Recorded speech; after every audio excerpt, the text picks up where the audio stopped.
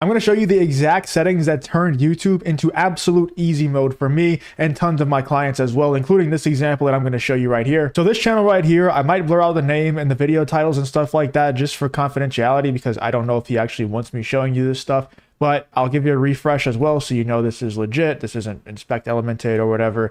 But yeah, this channel only has 8,300 subscribers. He's gained like 1,000 overnight, but he only has 8,300 subscribers. We took over his channel about a week ago, right here on September 11th. It's now September 22nd, so a little bit over a week ago. You can see the clear difference. And when we took over the channel and when we turned these settings on and changed these settings that I'm going to show you in this video, these settings literally just unlock your YouTube growth. And there's more than just 3, but in this video I'll do 3, and if you guys want a part 2, I'll do a part 2 or whatever. But just to give you an example of what happens whenever we do implement these settings changes on other YouTube channels, you see massive growth. I mean, this channel, look at the revenue numbers, look at the revenue difference since we implemented. We started September 11th right here, this day. He went from $80 a day or less to $1,000 a day, literally the second day that we worked with him. And ever since then, the lowest has been 285, but most of the time it's like 400, 600, 500. So you get the picture, right? Now let's get into some of the settings that I'm talking about that we're going to change. That's literally going to unlock your YouTube growth and turn YouTube into easy mode. So this is a video that we literally just posted for him like 3 hours ago. It already has 14,000 views, or sorry, it has 49,000 views. It's getting 14K views every single hour.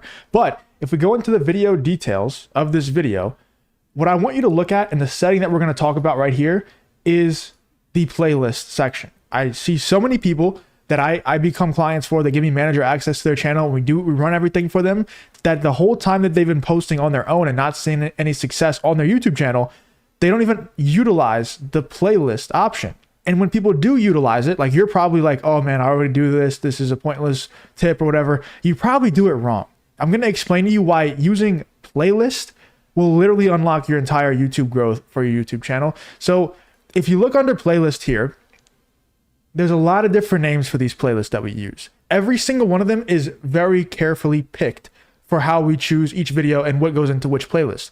How the YouTube algorithm works, okay? I'm about to get a little nerdy here. If you can actually absorb this info, it's going to change your YouTube journey forever. How the algorithm works is, let's say I post one video and it's about Aaron Judge, the baseball player, okay? That video goes viral. The very next video that I post is going to go to that exact audience that showed massive interest in that Aaron Judge video. So they liked it, they commented on it, they subscribed because of it, whatever. That my entire audience that I post on the very next video that I post, no matter what it's about, it's going to go to that audience. What playlists allow us to do is manipulate that even further. So let's say we post an Aaron Judge video.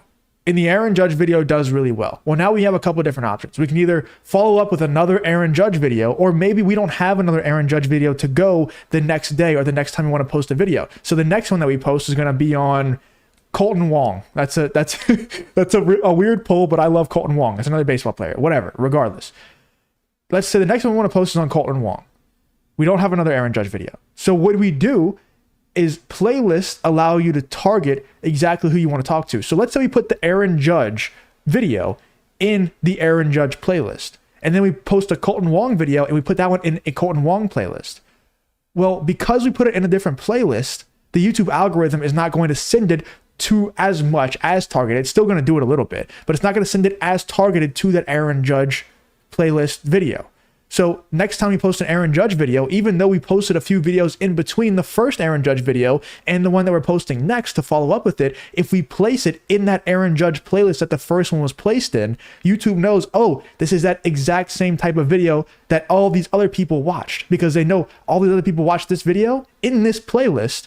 And then when we add another video to that playlist, it just sends signals to the algorithm that's like, oh, we need to push this video to the people who watch that other Aaron Judge video. So it allows us to not be slaves to the algorithm as much, because we have one video in an Aaron Judge playlist, we have another video in a Colton Wong playlist, we have another one in a Ryan Braun playlist, and we posted Aaron Judge video, then a Colton Wong video, then a Ryan Braun video, and now we want to go back to Aaron Judge.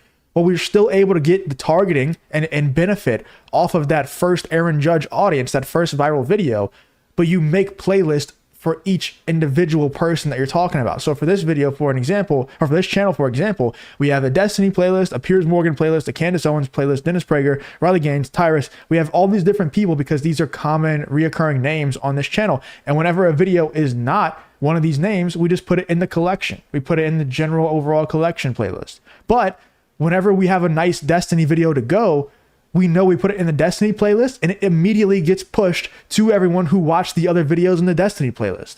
Playlists are a cheat code, but no one uses them correctly. Start using playlists for your channel. The next mistake that I see so many people make is they don't manually place their ads. And once again, if they do manually place their ads on mid-roll ads, they don't do it correctly. I'm going to show you exactly how to do it correctly. So place ads during mid-roll, make sure that box is checked. Review placement. Now here's what you have to do this correctly. This is what we do for all of our clients that we run their channels for.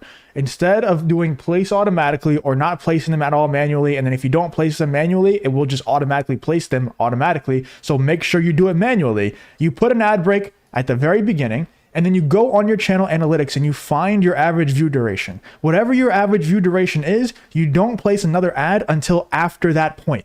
That way, we're not hurting our watch time by placing a ton of ads in the beginning, because then people click off after we place a bunch of ads in the beginning. We only place it after, let's say our average view duration is 5 minutes. Well, I'm only going to place one at the very beginning. So they click the video, they immediately get hit with an ad, we immediately start making money. And then if my AVD is 5 minutes, I'm just going to start placing them after 5 minutes. I'm going to place a lot of them after 5 minutes because I don't care if people stick around after this. Obviously, I want them to, but if they don't, it's not the end of the world because they've already gotten past my average view duration. This is already going to be a green up arrow on the YouTube Studio for this video because they've already hit past my average view duration. So all you have to do, make sure you do this manually. I see so many people do it automatically. Place these manually, place one in the very beginning, 0 seconds, and then place all the other ones, put a bunch of them, stuff them in there after whatever your average view duration is for your channel. That way you're not hurting the video and you're also maximizing the amount of money that you can make from these videos. The next thing that you can do is actually in the channel defaults, the upload defaults section. Let me make sure you can actually see everything. So